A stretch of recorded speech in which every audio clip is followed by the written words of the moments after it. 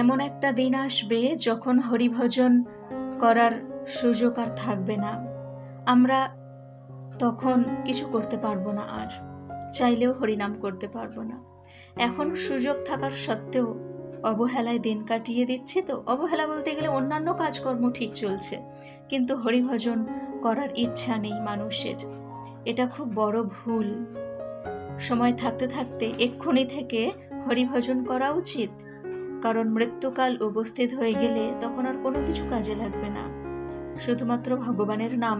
আর তখন ভগবানের নাম জিহ্বায় আসবে না, কারণ অভ্যাস নেই। তো সারা জীবন অভ্যাস করুন হরিভজন করার, কারণ হরিনামই আমাদের একমাত্র সম্বল।